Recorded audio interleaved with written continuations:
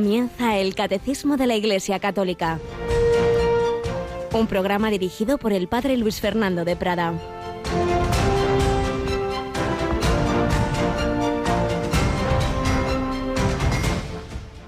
Todo lo que deseáis que los demás hagan con vosotros, hacedlo vosotros con ellos. Pues esta es la ley y los profetas.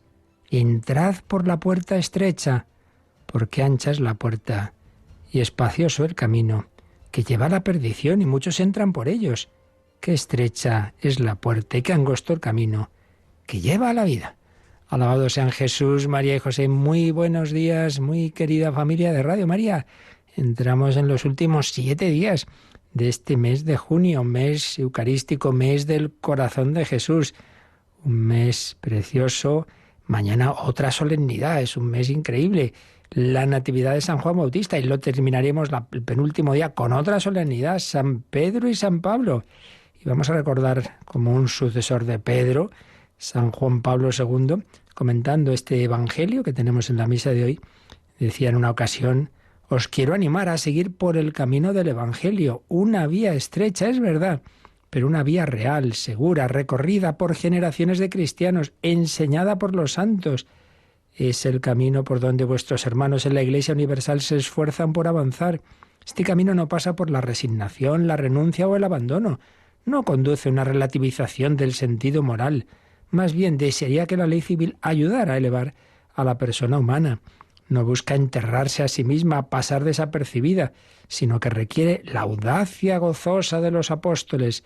Rechaza la pusilanimidad, mostrándose al mismo tiempo respetuosa frente a los que no comparten su mismo ideal. Reconoce, oh cristiano, tu dignidad, decía San León Magno, y yo, su indigno sucesor, os lo digo a vosotros. Reconoced vuestra dignidad. Estad orgullosos de vuestra fe, del don del Espíritu que el Padre os ha otorgado. Palabras de San León Magno, sucesor de San Pedro, palabras de San Juan Pablo II, sucesor de San Pedro, palabras de santos, todos llamados a la santidad. Camino estrecho, sí, desde luego. Lo fácil es dejarse llevar de lo que hace todo el mundo. Eso es lo fácil, lo cómodo, pero eso no llena, eso no da la alegría. Dará placeres, pero no la alegría profunda del corazón. Muy importante diferencia. El placer hasta lo puedes comprar facilísimamente y lo pasas bien. Una parte de tu cuerpo puedes estar allá a gusto y luego el vacío. La alegría es algo mucho más hondo, no se compra, se recibe, se goza como consecuencia del amor, de la comunión, del bien hacer, y queda muy hondo y no se acaba, no termina el domingo por la noche, dura hasta la eternidad. Bueno, pues nos ha hablado el Evangelio, nos habla hoy de esa puerta estrecha, y desde luego por esa puerta estrecha van tantos hermanos nuestros que lo pasan mal en el mundo como cristianos, que son perseguidos y que se les juntan muchas cosas. Por ejemplo, hay países, qué pena, donde en esta crisis sanitaria, solo por ser cristianos, ya no les ayudan. Por eso, bueno, aquí tenemos a Yolanda Gómez. Buenos días, Yoli. Muy buenos días, padre. Pues digo que juntando pues ese problema que todos, más o menos en todo el mundo, estamos viviendo, aquí ya más suave, pero en otros sitios pues están como nosotros al principio, la pandemia del COVID-19, pero luego en otros sitios la pobreza que existe y encima en algunas ocasiones pues esa persecución religiosa. Bueno, todo ello va a estar muy presente en una vigilia de oración que organiza nuestros queridos amigos de Ayuda a la Iglesia Necesitada y que también nosotros vamos a retransmitir, ¿verdad? Sí, será este jueves a partir de las 9 de la noche, las 8 en Canarias. Y bueno, pues es una vigilia de oración, pues donde vamos a rezar por todas aquellas personas que han fallecido por el COVID-19 o por los que están enfermos, por los que han perdido su empleo, por los que también a lo mejor tienen trabajo pero se les paga menos, por toda esta situación, en fin, pues por todas estas víctimas del miedo, de la soledad. Bueno, ahí está, esa vigilia el jueves a partir de las 9 de la noche. Pues será una retransmisión más de estas especiales que Radio María ha ido realizando desde que empezó esta situación extraordinaria. Recordamos aquella consagración de España, Portugal y otras naciones a los corazones de Jesús y María desde Fátima.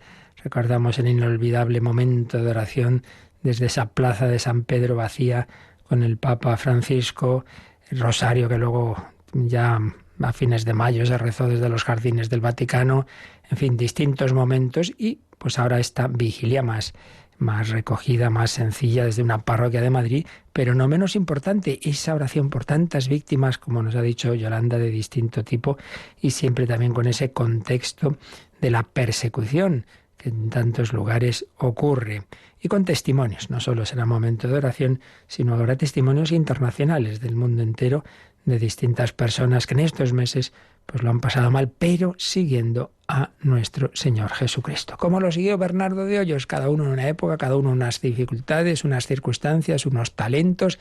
Dios da a cada uno pues esos talentos, esas gracias y necesarias para el momento que vive.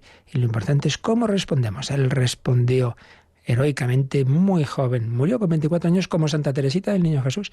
2 santos que en 24 años se entregaron a Cristo.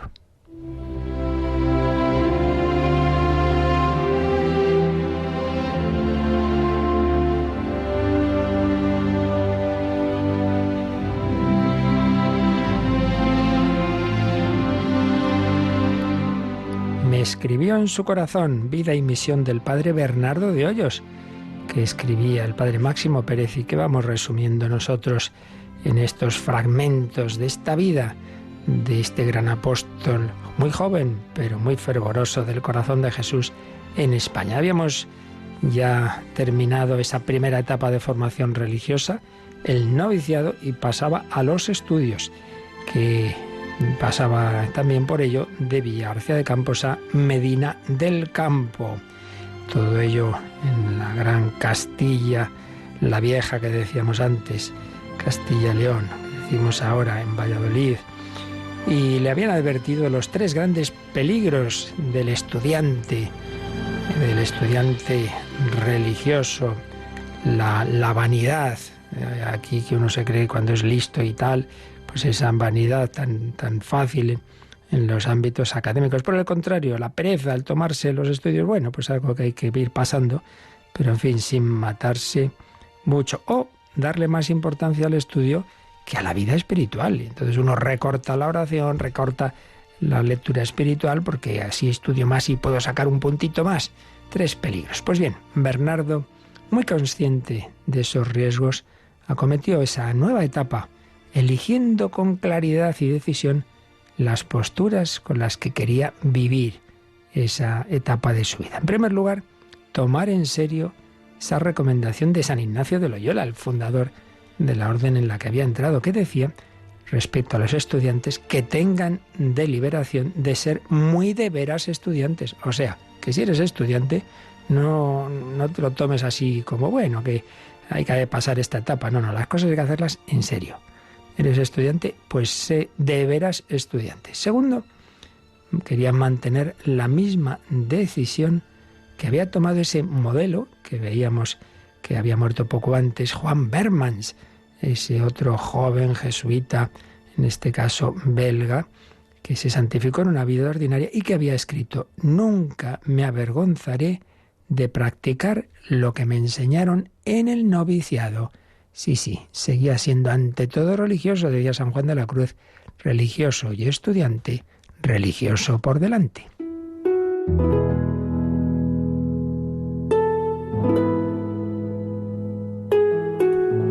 Nunca me avergonzaré de practicar lo que me enseñaron en el noviciado, había escrito San Juan Bermans, y Bernardo lo expresó con estas palabras: si los jóvenes jesuitas continuasen en los fervores y vida que empiezan en el noviciado, llegarían a ser grandes santos. Bueno, y apliquémoslo a todos nosotros. Tu estudio, eres estudiante, tu trabajo, si eres trabajador, que siempre estén dentro de ese objetivo fundamental de tu vida, la santidad, llamados a ser santos. Entonces, si por el estudio, por el trabajo, al final vas dejando al Señor, vas dejando la oración, vas dejando la caridad con el prójimo, pues ya hemos estropeado el asunto. Porque todo debe ser tanto cuanto nos acerque al amor de Dios. Y tercera resolución, combatir la vanidad, que como decíamos es tan fácil en los ámbitos académicos. Escribía San Juan Bermans en sus apuntes: he entendido que muchos, fieles hasta este momento al Señor, han naufragado en este escollo, y de este modo reservé intacto mi afecto de esta polilla, no deseando ni lucir ni dejar de lucir. Fijaos, llamaba polilla la vanidad. No deseando ni lucir ni dejar de lucir. Yo aquí no estoy para que digan, uy, qué bien, uy, qué listo y qué bien habla, pero tampoco voy a dejar de hacer lo que me pidan. Esto hay también que tenerlo en cuenta. A veces una persona dice, hombre, pues podría a lo mejor hablar, hacer esta labor de apostolado, pero no sé si es que lo hago por vanidad. Mira, si te han pedido que hagas eso, no te armes líos. Tú pídele al Señor que rectifiques la intención, que hagas las cosas por Él, pero tampoco dejes de hacerlas porque te da miedo de si a lo mejor te entra un poquito de vanidad. Entonces venimos aquí a Radio María y dice, no, yo no hago programa porque, claro, es que luego me entra la vanidad, que la gente dice, ay, mira que bien habla y tal. Mira, tú hazlo por el Señor, y si te entra esa vanidad, pues a pedir a Dios que te la vaya quitando. Talento tenía de sobra Bernardo para lucir, escribía el padre Máximo Pérez. Lo prueba que al final de esta etapa fue designado para defender varias tesis en acto público. Era una formación muy buena en la que había, pues eso, momentos, debates académicos en las que uno presentaba una determinada tesis, tenía que defenderla, otros la atacaban, etc. Por otra parte, su temperamento ardiente le empujaba a acalorarse en las discusiones filosóficas escolares que se fomentaban en aquel sistema de estudios.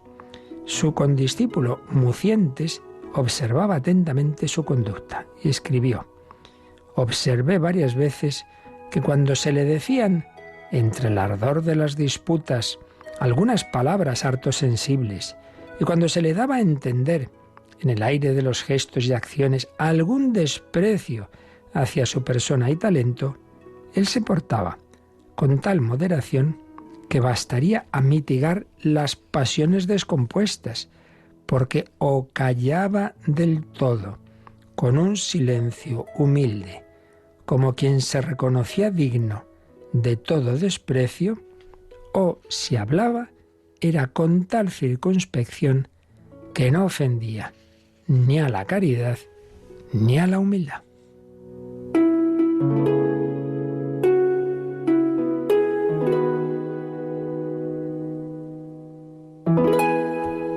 Pues qué buen ejemplo y enseñanza. Claro, hay veces que no hay más remedio que decir cosas y puede surgirte una discusión en tu ámbito de estudio, de trabajo, pero hay que hacerlo así, con humildad, con caridad. No se trata de que yo triunfe.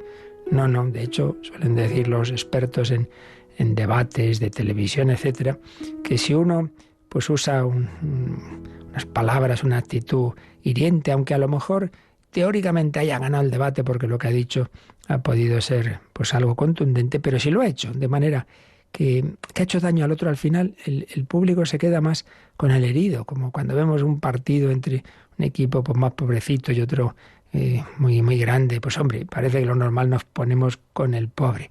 Por eso qué importante juntar verdad y caridad. Y esto que decía este compañero de Bernardo sobre el responder así humildemente y callarse incluso cuando de alguna manera alguien le atacaba, me ha recordado una anécdota con la que vamos a terminar esta primera sección. Ocurrió en Japón y pues en una universidad en la que, claro, la inmensa mayoría de los estudiantes no eran cristianos, pero había una chica que sí que lo era. Y muchos, pues, por un lado la admiraban, pero también había, como suele ocurrir, quien le tenía envidia, porque además era una chica brillante, etc. Entonces, en una ocasión, pues hubo un alumno que públicamente, en uno de esos debates, pues a esta chica la puso a caldo, como solemos decir. Entonces el profesor dijo: mañana usted tiene derecho a defenderse. Bueno, esta chica se marchan todos, acaba la clase y va a hablar con su confesor, que era un jesuita precisamente. Y me parece, no lo aseguro al 100%, pero creo recordar que era el padre Arrupel, que luego sería general de la compañía. Bueno, padre, pues me ha pasado esto. Mañana puedo defenderme, pero no sé qué hacer, no sé si defenderme o callarme como Jesús. Usted que me dice, no sé, pídele, pregúntaselo tú a Jesús. No le quiso decir, tienes que hacer esto o lo otro, eso tiene que ser cosa tuya. Se fue a la capilla, estuvo rezando, bueno, pues llega el día siguiente y llega a la clase, el profesor dice, a ver señorita, venga usted para acá, ayer le dijeron cosas serias, tiene usted derecho a defenderse. Y entonces esta chica solo dijo, lo que ayer se dijo de mí es solo una pequeña parte de mis muchos defectos. Y se sentó. Todo el mundo se quedó impresionadísimo, no habían visto eso nunca en sus vidas en Japón. Cuánto nos duele que me digan, que me juzguen mal, que no sé qué, que no sé cuánto. Pues hombre, al Hijo de Dios lo llamaron Belcebú, criminal y de todo. Y tú porque te dicen esto, que a lo mejor eso no es verdad y otras cosas peores sí, pedimos al Señor la humildad, el saber aceptar pues los juicios ajenos que son tan equivocados. Lo que importa es el juicio de Dios, del que ahora seguimos hablando.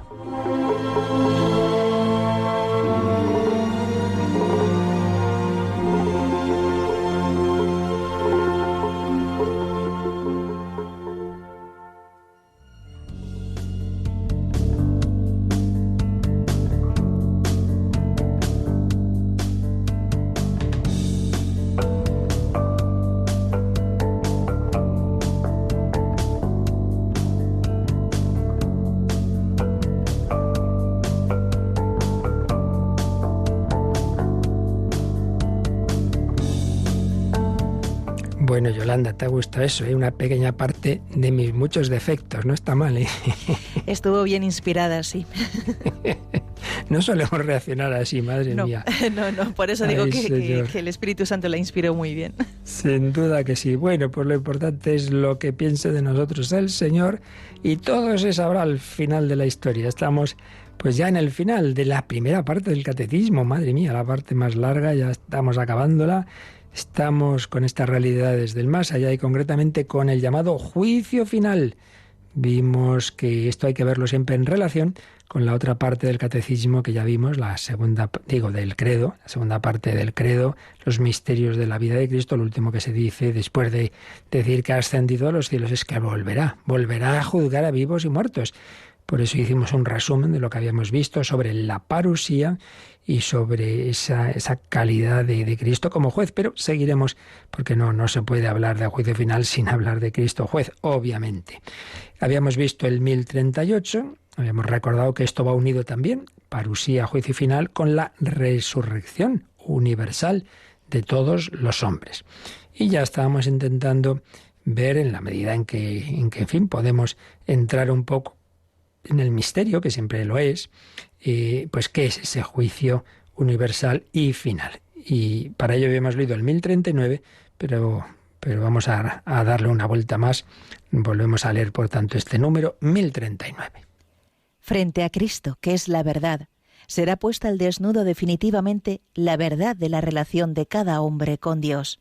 El juicio final revelará hasta sus últimas consecuencias lo que cada uno ha hecho de bien o haya dejado de hacer durante su vida terrena. Y pues ilustra esto con un texto en una homilía, en un sermón de San Agustín. Todo el mal que hacen los malos se registra, y ellos no lo saben. El día en que Dios no se callará, se volverá hacia los malos. Yo había colocado sobre la tierra, dirá él, a mis pobrecitos para vosotros. Yo, su cabeza, gobernaba en el cielo a la derecha de mi Padre, pero en la tierra mis miembros tenían hambre. Si hubierais dado a mis miembros algo, eso habría subido hasta la cabeza. Cuando coloqué a mis pequeñuelos en la tierra, los constituí comisionados vuestros para llevar vuestras buenas obras a mi tesoro. Como no habéis depositado nada en sus manos, no poseéis nada en mí. Todo es en relación a Cristo. Frente a Cristo, que es la verdad, será puesta al desnudo definitivamente la verdad de la relación de cada hombre con Dios directamente y con Dios presente en los hermanos. Tuve hambre y me disteis de comer. Saulo, Saulo, ¿por qué me persigues? Por eso el juicio final revelará hasta sus últimas consecuencias, lo que cada uno haya hecho de bien o dejado de hacer durante su vida terrena. Ese aspecto de que en realidad pues todo es en relación a Cristo, lo vimos en esa parte que os digo del credo relativo a Jesucristo, y lo ampliábamos con un texto una vez más de la escatología que escribió hace ya muchos años Joseph Ratzinger. Pero vamos a releer, aunque ya digo, creo que esto ya lo vimos, pero nos viene bien ahora a recordar algunas de las cosas que decía sobre ese juicio, que ahora pues lo aplicaremos al juicio final.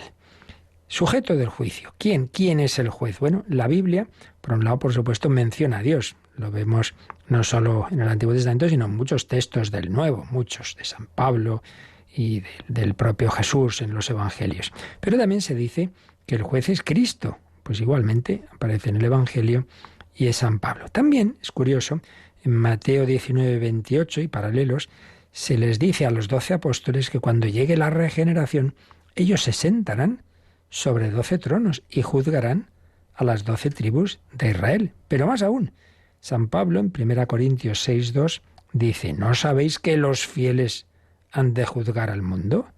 ¿No sabéis que juzgaremos a los ángeles? Es decir, que también todos los cristianos que hayan sido fieles a Cristo también participarán de ese juicio. Dios, Cristo, los 12 apóstoles, los fieles. Y luego otro aspecto muy interesante que está especialmente presente en San Juan, hemos mencionado en varias ocasiones, es que el juicio realmente se anticipa al presente. ¿En qué sentido? Bueno, es que el juicio decisivo, la división definitiva de la humanidad, ocurre ya por la postura que se toma ante Jesucristo. Si uno se fía de Él, si uno cree en Él, o uno lo rechaza. Esto no quiere decir que se suprima el juicio final, pero sí que tiene una relación totalmente fundamental con ese Cristo presente, por supuesto para los que lo conocieron en vida, pero también para nosotros, porque Cristo está en el mundo. Yo estaré con vosotros todos los días hasta el fin del mundo. Nos encontramos palabras como estas de Jesús en Juan 12, 48. El que me rechaza y no recibe mis palabras, tiene ya quien lo condene. La palabra que yo he anunciado, esa lo condenará en el último día. Esa palabra. Y escribía Joseph Ratzinger: la distinción que se hace entre la actividad propia de Cristo y el efecto de su palabra permite una purificación de la cristología y del concepto de Dios. Propiamente, decía, Cristo no condena a nadie porque Él es pura salvación. De hecho, hay otra, el versículo anterior de San Juan dice: no he venido a condenar al mundo, sino a salvarlo. Cristo es pura salvación, y quien se encuentra en Él se halla en el lugar de la salvación. La perdición no la impone Cristo, sino que se da donde el hombre se ha quedado lejos de Él. La perdición se debe a la permanencia en lo propio. La palabra de Cristo como oferta de salvación pondrá de manifiesto que fue el condenado el que puso la frontera y se separó de la salvación. De nuevo veis, con otras palabras y en otro contexto, pues lo que hemos estado viendo los días anteriores sobre la posibilidad de la condenación del infierno. Dios quiere salvarnos, pero hace falta que el hombre se deje salvar. Si él pone una frontera y se separa del médico que viene a curarle, es él el que enferma y muere. Entonces nos encontramos con esa decisión fundamental del hombre respecto a Cristo. Pero se da en esta vida, pero obviamente eso se consuma pues tras la muerte, ese primer juicio particular, y luego está este juicio final. Y seguimos leyendo la teología de Joseph Ratzinger. Con su muerte el hombre sale a la realidad y verdad manifiestas. Toma posesión del lugar que de verdad le correspondemos.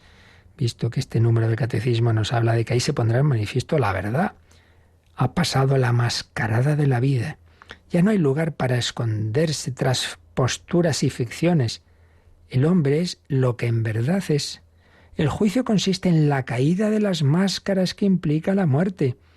El juicio es sencillamente la verdad misma, su revelación, una verdad que no es algo neutro. La verdad es Dios, es persona. Una verdad juzgadora definitiva solo puede darse si tiene carácter divino. Dios es juez en la medida en que es la verdad misma, pero Dios es la verdad para el hombre como el que se ha hecho hombre, en quien Él mismo es la medida del hombre. Así que Dios es medida de la verdad para el hombre en y por Cristo. Y en eso consiste el cambio salvador de la idea de juicio, que para la fe cristiana significa que la verdad juzga al hombre, ha salido en su busca para salvarlo. Esa verdad que juzga al hombre es la verdad salvadora. Yo soy la verdad. La verdad es el amor salvador de Dios. Claro, pero como decíamos, hace falta dejarse salvar. Le ha dado al hombre una nueva verdad. Como amor se ha puesto en lugar del hombre, dándole la verdad de ser amado por la verdad. Parece una tautología, una redundancia, no lo es. Se da un desarrollo cristológico de la idea de juicio. Ese desarrollo que surgió pues de la relación que en el primitivo cristianismo se dio entre la fe en Dios y la profesión en Cristo. Sí, Dios hecho hombre en Cristo, Él es el juez, pero ese juez es a la vez el Salvador. Si las cosas son así, el límite escatológico no se atraviesa solo en la muerte, sino en el acto de fe. Ahí donde está la verdadera línea entre muerte y vida. No por la muerte biológica, sino si estás con Cristo, que es la vida, o si lo rechazas. Esa es la muerte, estar sin la vida divina, sin Cristo. Claro, otra cosa es, escribía él, aquel que sin culpa no se ha encontrado con la palabra de Cristo, pues esa verdad para él puede consistir en lo que Heidegger llamaba la disponibilidad dispuesta, es decir, en abrirse en la búsqueda de la verdad, el gesto abierto de la expectación. En este sentido, el hombre se convierte en juicio para sí mismo. Cristo no impone la condena, sino que el hombre es el que puede poner una barrera a la salvación. Siguiente paso. Cristo no se encuentra aislado en un sentido individualista, pues el sentido todo de su vida terrena consistió en edificarse un cuerpo, en hacerse su plenitud. ¿Qué queremos decir con esto del cuerpo? Pues lo que San Pablo dirá, ¿verdad? Eso que llamamos el cuerpo místico de Cristo. Hay una unión con Cristo en la que Él es la cabeza y nosotros formamos su cuerpo. Bueno, pues esto entra en el juicio. Y aquí es donde podemos entender eso de que los fieles juzgarán porque estamos unidos a Cristo. En primer lugar, claro, cada uno de nosotros pasamos ese juicio particular tras la muerte. Y luego, pues vemos la relación entre juicio particular y juicio universal. Sí, ya en el juicio particular, ya con la muerte, se decide la verdad definitiva de cada hombre. Pero será algo nuevo cuando se haya purgado totalmente toda culpa del mundo y reciba su puesto en el conjunto de modo definitivo. Eso ya es el juicio final, después de que se hayan agotado y conservado todos los efectos de lo que el hombre hizo. De manera que la llegada del conjunto a su fin no es algo exterior al individuo, sino que representa una realidad que le afecta y concierne del modo más íntimo. Cada uno de nosotros, pues en la unión con Cristo, o Dios no lo quiera, en la separación de Él, pues eso es lo que se hará palpable y público en ese juicio final universal, pero que realmente pues ya la postura de cada uno había quedado clara en el juicio particular. Lo que en el final ocurre es como de una manera manifiesta a los ojos de todos, pues se ve la verdad de la historia y de las distintas posturas de los hombres. Pues vamos a decirle al Señor que queremos caminar con Él, que eso es lo que nos importa, que nos falte lo que sea, pero que estemos con Él. Y si vivimos, si sufrimos, si morimos con Él estaremos eternamente, Señor, que me baste estar contigo. Me basta, Señor, me basta vivir en tu presencia, en tu amor.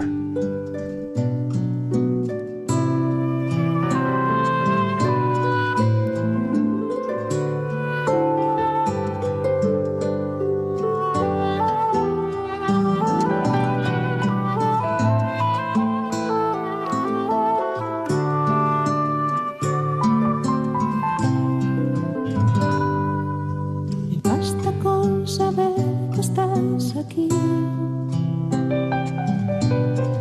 encerrado en una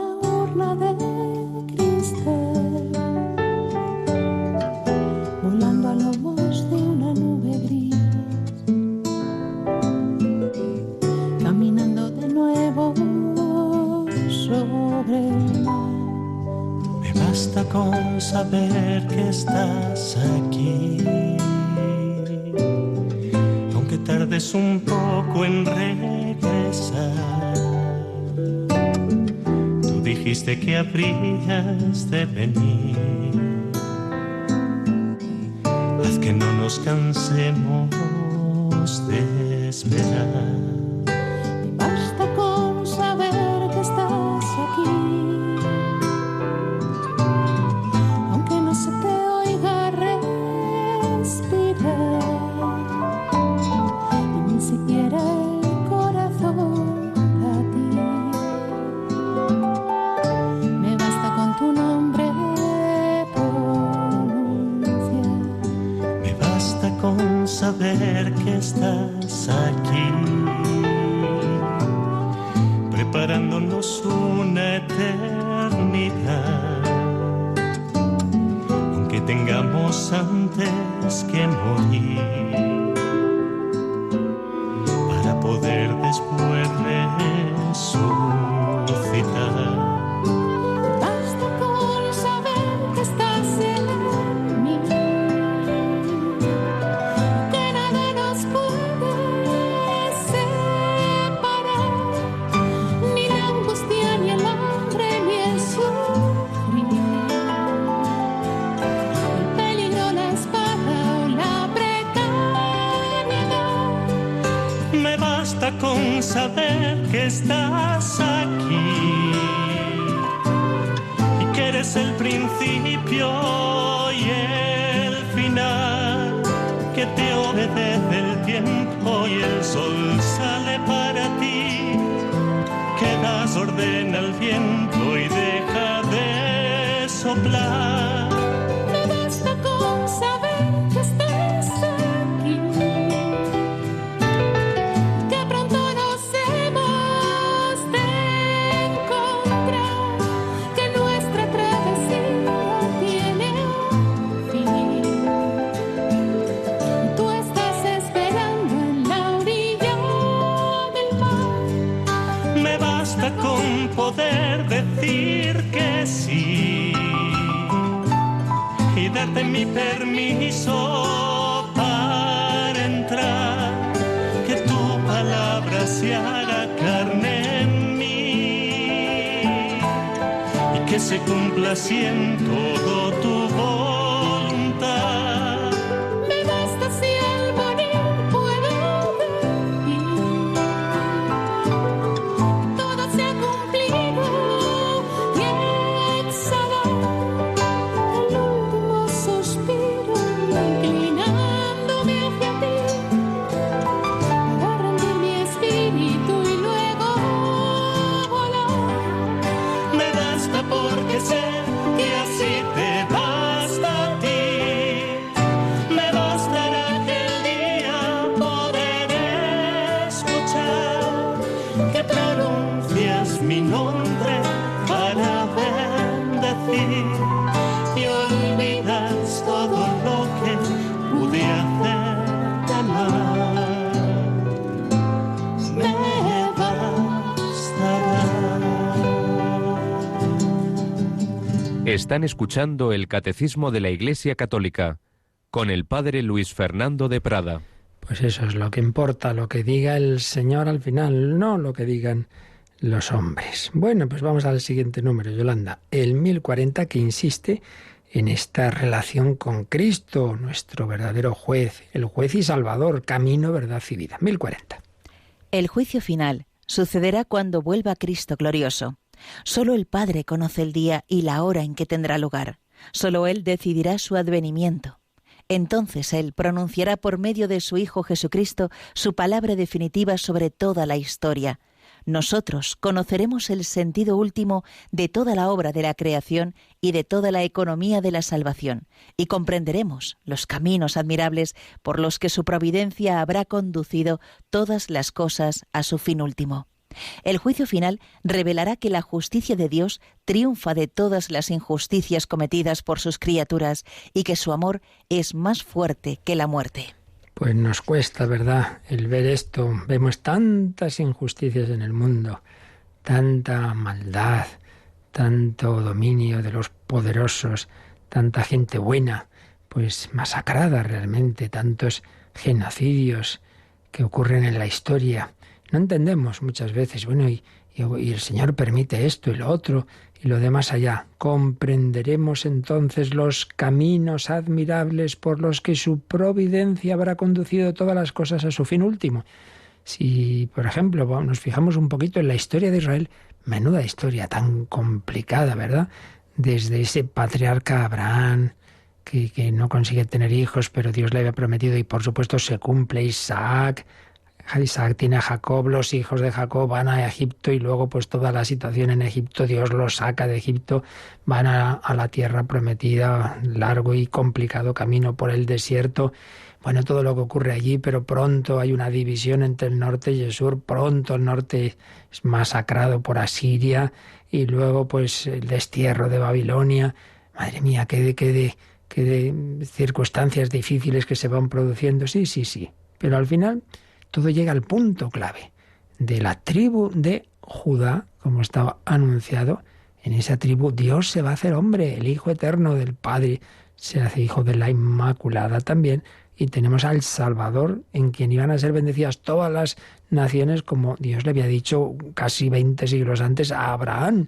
Sí, Dios va guiando la historia, contando con nuestra libertad, que tantísimas veces actúa mal porque estamos heridos por el pecado. Pero no dudemos, son caminos misteriosos, muchas veces oscuros, pero que Dios va guiando, contando, repito, con que Él permite el mal uso, bueno y mal uso de nuestra libertad, pero la providencia va sacando bien del mal. Por eso aquí el Catecismo nos dice que recordemos algo que vimos cuando hablamos de la providencia y que podemos ver sintetizado en el número 314, que nos invita a repasar. Pues vamos a hacer caso, Yolanda. Creemos firmemente que Dios es el Señor del mundo y de la historia, pero los caminos de su providencia nos son con frecuencia desconocidos. Solo al final, cuando tenga fin nuestro conocimiento parcial, cuando veamos a Dios cara a cara, nos serán plenamente conocidos los caminos por los cuales, incluso a través de los dramas del mal y del pecado, Dios habrá conducido su creación hasta el reposo de ese Sabbat definitivo, en vista del cual creó el cielo y la tierra. Siempre una y otra vez pues surge, y en tantas preguntas aquí en el Catecismo, en tantas reuniones que ha tenido uno en su vida, con unos y con otros, pues siempre al final es el mismo tema, ¿no? Y la providencia, el mal, sobre todo eso, el mal. ¿Y por qué Dios hace esto? ¿O Dios permite esto y lo otro? Mira, caminos misteriosos, pero claro, que hay que conjugar tantos factores que nosotros nuestra cabeza no da para tanto. La omnipotencia de Dios con la libertad mía y la del otro, porque es una cosa que olvidamos mucho, ¿eh? Ay, Dios me ha hecho esto. No, Dios no te ha hecho eso. Dios te ha dado la vida en una humanidad en la que todos dependemos de todos, para bien y para mal. En la inmensa mayoría, bueno, por no decir prácticamente todas las cosas malas que nos ocurren, o las hacemos nosotros, o las ha hecho, o son consecuencias de acciones de otros, claro. Dependemos de todos, no somos ángeles caídos del cielo. Entonces, si tus padres te han educado bien, estupendo, pero si no, también, o si alguien te hizo daño, pues claro, eso está ahí. O no fueron tus padres, a lo mejor fue tu abuelo, o fue no sé qué generación en la que... Y por supuesto, en último término, ese pecado original de la humanidad, somos familia. Entonces, eso está ahí, pero también está ahí que Dios sabe guiarnos y conducir a pesar de todo el mal, pues conducirnos hacia el bien, siempre respetando la última decisión libre de cada uno, como hemos estado viendo todos estos días. Por eso, muy importante este 3.14, así como el número pi, ¿verdad?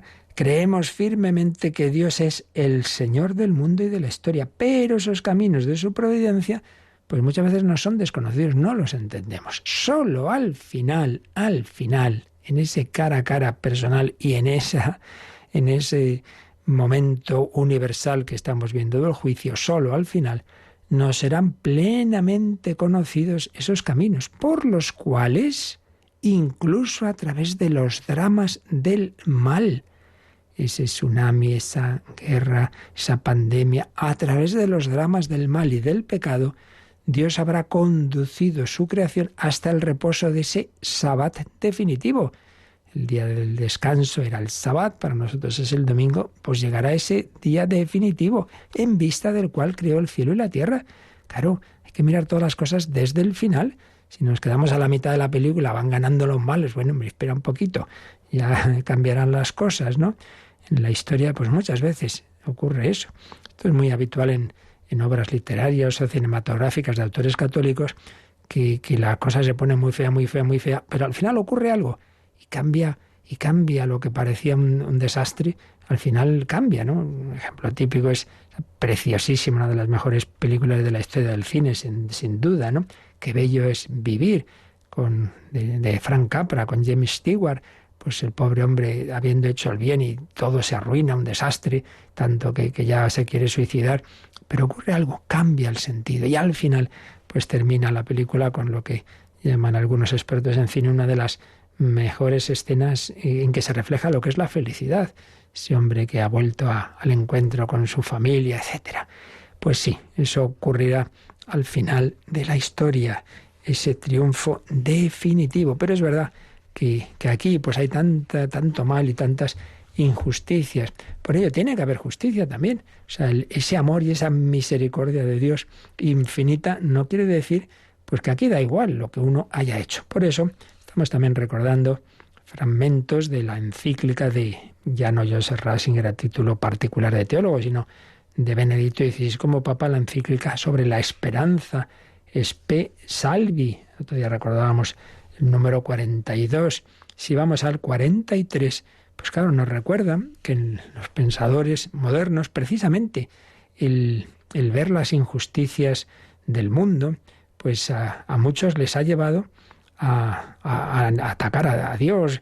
Dios, si existe Dios, permite esto, no puede existir Dios y tal. Pero precisamente, recordaba Benedicto XVI, que esta cuestión de la justicia es, dice él, el argumento más fuerte en favor de la fe en la vida eterna. Pues esto ya lo decía Kant. Manuel Kant decía, el hombre tiene un deseo de justicia. La justicia no se da en este mundo. Tiene que haber una vida eterna donde realmente se cumpla. La necesidad meramente individual de una satisfacción plena que se nos niega en esta vida, de la inmortalidad del amor que esperamos, es ciertamente un motivo importante para creer que el hombre está hecho para la eternidad, pero solo en relación con el reconocimiento de que la injusticia de la historia no puede ser la última palabra en absoluto. Entonces decía que sí, que hay motivos que nos hacen ver la racionalidad de la vida eterna, como es, por ejemplo, eso, que todos quisiéramos que los verdaderos amores duraran eternamente. Esa famosa frase de Gabriel Marcel, amar a una persona es decirle, tú no morirás. Eso es un motivo. Otro, pues eso, que aquí nunca tenemos la plena felicidad. Nos hiciste, Señor, para ti, nuestro corazón está inquieto hasta que descanse en ti. Pero también el ver que el hombre tiene ese deseo de justicia, todos desde pequeños, esto es injusto, mira, viene el niño enfadadísimo a casa, ¿qué ha pasado?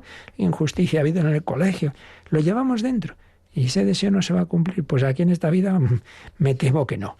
Entonces, ¿eso no se cumplirá nunca? Sí, hombre, sí, hay un tribunal, ese sí que es archisupremo, en el que esa justicia se cumplirá.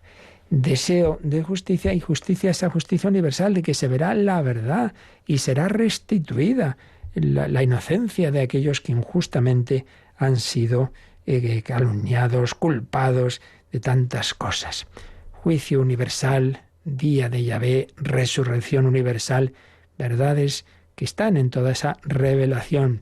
Terminamos recordando algunas indicaciones que hacían en su obrita sobre el más allá Justo Sánchez de Alba y Jorge Molinero. Recuerdan ese día de Yahvé que aparece en el Antiguo Testamento, que en el Nuevo pues ya es el día de Cristo. Como hemos visto hoy, Cristo es el juez, Cristo volverá a esta tierra envuelto en su gloria para juzgar al mundo.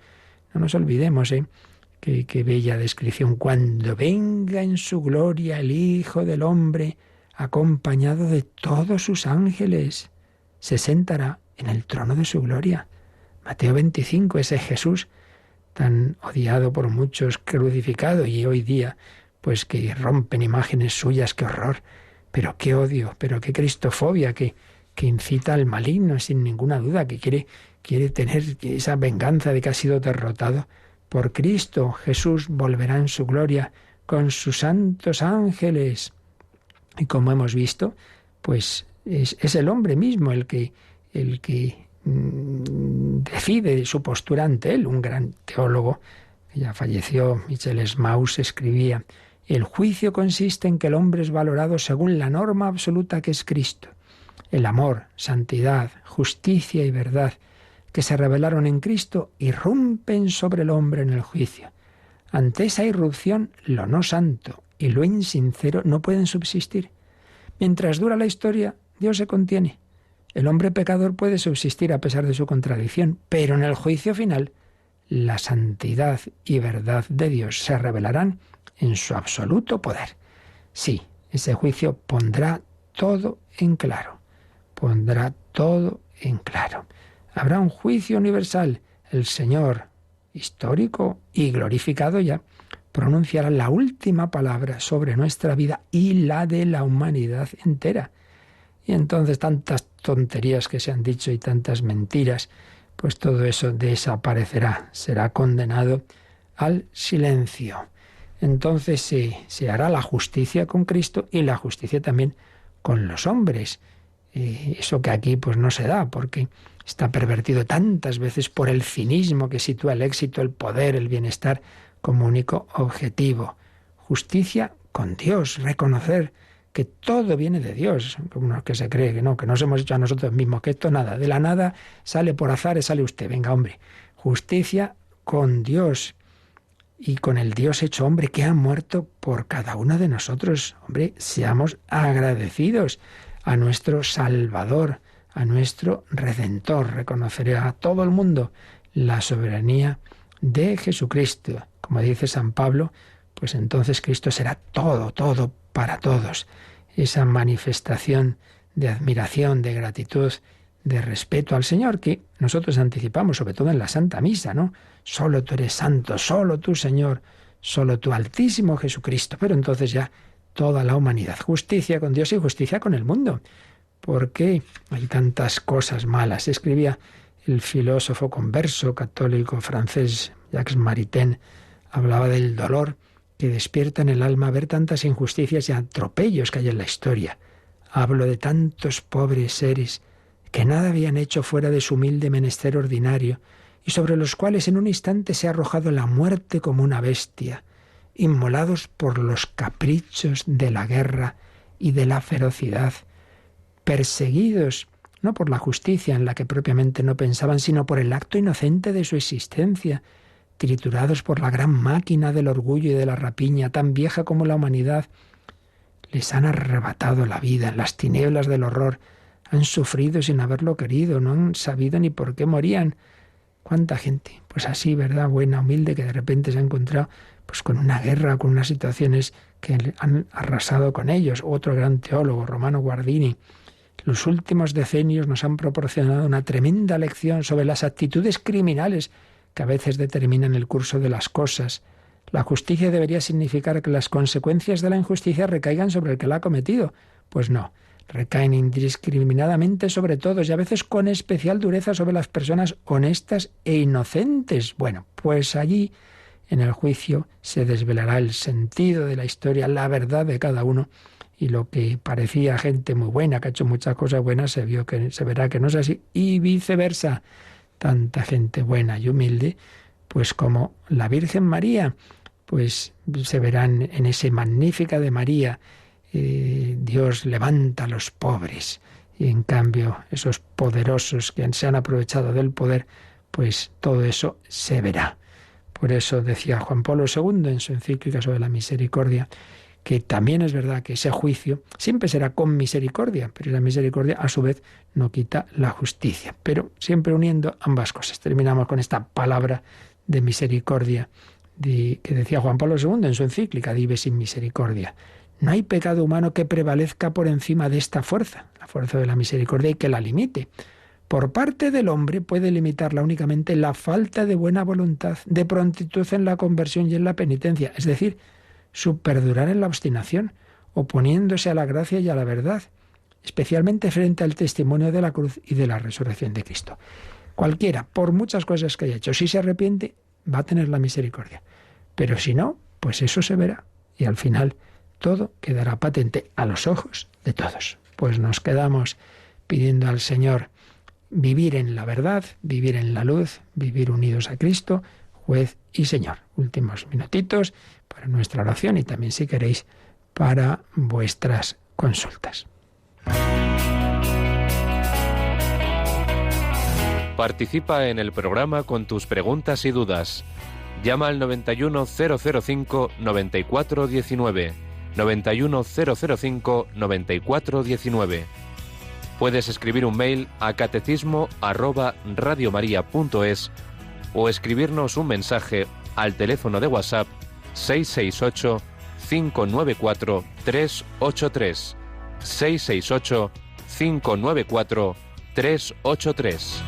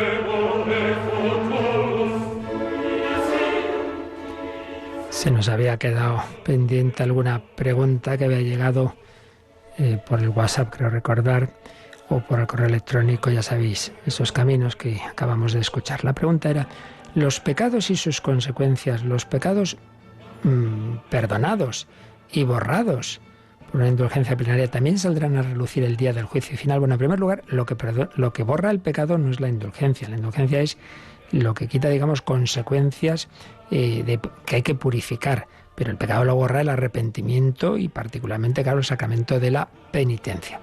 Entonces, bueno, primero digo lo que siempre, hay que saber las preguntas que nos hacemos, si las respondemos desde algo absolutamente seguro por la doctrina de la Iglesia o de una conclusión teológica. En este caso es lo segundo, eso no está explicitado en un dogma de fe, la pregunta esta, pero podemos deducir de todo lo que sabemos, humildemente así lo pienso desde luego, que si el pecado ha sido perdonado, Dios perdona y olvida. Por tanto, ese pecado ya no estará ahí, porque eso ha desaparecido. Dios perdona y olvida. Entonces lo que sale son los pecados del que se mantiene en ellos, pero los que están perdonados y borrados, pues no. También otra pregunta dice, he escuchado a un sacerdote que dice que entre el Apocalipsis y la parusía habrá un periodo de la historia en la que el demonio y sus ángeles serán encerrados, la humanidad vivirá un periodo de auténtico amor de Dios. ¿Hay una base en las Escrituras para creer esto? Bueno, todo esto lo explicamos en esa parte del credo que habla de cuando Cristo volverá. Ahí es donde en efecto hay unos números que hablan de estos temas. Bueno, la base sí está en el Apocalipsis precisamente, ¿no? Lo que pasa es que son textos muy difíciles que en la historia han dado muchos quebraderos de cabeza, porque claro, el Apocalipsis es muy simbólico, cómo se interpreta, pero sí que hay un fundamento que se puede llevar a errores, que es lo que se llama el milenarismo, entender mal ese triunfo de Cristo en la historia, como si fuera un bienestar temporal o como si ya no hubiera pecado. No, el hombre siempre será libre, siempre puede cometer el pecado. Ahora, ¿qué podemos esperar? Y lo digo porque lo han dicho muchos papas, esto para mí es lo más seguro. Una época en la que si hoy es al revés, que hoy lo predominante es la vida sin Dios y sin Cristo, una época en que lo predominante sea con Cristo, sí podemos, hay fundamento. Pero explicar esto despacio lo hicimos en varias catequesis cuando vimos esto. Entonces, si interesa el tema, le aconsejo a quien lo pregunta que vaya a los podcasts, que está explicadito en Radio María los temas que se trataron. Entonces, en esa parte de vendrá a juzgar a vivos y muertos, antes de eso vimos las últimas etapas de la historia. En efecto, pues esto lo aborda como digo, el catecismo, cuando nos habla de Jesucristo que vendrá a juzgar a vivos y muertos. Para ser más preciso, pues hay que ir a partir del número 668 del Catecismo. Y particularmente todo esto de las pruebas finales de la historia y del triunfo de Cristo, etcétera, etcétera, pues a partir de 673, luego 675, 676, desde donde se habla del milenarismo, 677, en esos números está resumido por el catecismo pues lo que la Iglesia enseña, y luego con muchas citas bíblicas, y luego, como digo, si ve el comentario que hicimos a estos números en el podcast de Radio María, o en la recopilación que hicimos, ahí nos detuvimos bastante explicando lo que podemos saber de este tema. Y esta misma persona preguntaba por algo que también explicamos en su momento, sobre la incineración. Eso pues también dedicamos casi un programa entero cuando hablamos de la resurrección de los muertos. Entonces vuelvo a lo mismo. La explicación detallada, claro, no vamos a volverla a hacer, la hicimos con calma, como digo, al hablar de la resurrección. Esa resurrección de los muertos, creo en la resurrección de la carne, es el artículo 11 del credo. Por tanto, a partir del número 988, a partir de ese número, pues es donde está explicado esto y donde hablamos de este tema. Pero, por resumir en 2 palabras, hay un documento reciente, bastante reciente, hace poco tiempo, concretamente del 15 de agosto, Día de la Asunción, de 2016. 15 de agosto de 2016, hay un documento de la Congregación de la Fe sobre la sepultura de los difuntos y la conservación de las cenizas en caso de cremación. En 2 palabras, lo que se viene a decir es que siempre es más coherente con la fe cristiana la inhumación, pero si uno se hace la cremación no porque uno no crea en la resurrección, sino por razones higiénicas, prácticas, etcétera, se puede hacer, pero lo que no se puede hacer, como explica este documento, es luego las cenizas, las tiramos por ahí, las esparcimos así con un plan nueva era, ¿no? Que esto se fusione con un universo, tampoco guardarlas ahí las tengo en la cocina, hombre, no, pues tiene que ser en un lugar sagrado. Entonces, pues en el fondo es acelerar el proceso de descomposición, pero entonces tenlas también en el cementerio, tenlas en un lugar, pero no hay en cualquier otro sitio, que luego al cabo de 3 generaciones, ¿qué es esto? Esto que tenemos ahí, eso es el abuelito, hombre, no puede ser. Básicamente esa es la tema. Se puede hacer la cremación cuando no es porque uno no crea en la resurrección, pero dice este documento, no está permitida conservarlas en cualquier sitio, ni tampoco ese tipo de ritos de esparcirlas al mar, no sé qué, porque eso en el fondo es pues no creer que esa persona va a resucitar. Pero repito, si quiere verlo con calma, se busca, como facilito, un documento de la Congregación Palautina de la Fe, 15 de agosto de 2016, ad resurgendum cum Cristo, es decir, sobre la resurrección con Jesucristo. Se nos ha ido el tiempo. La bendición de Dios Todopoderoso, Padre, Hijo y Espíritu Santo, descienda sobre vosotros. Alabado sea Jesucristo.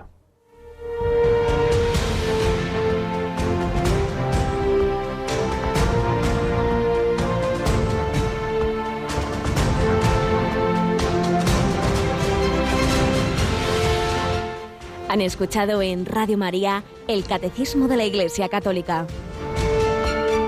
un programa dirigido por el Padre Luis Fernando de Prada.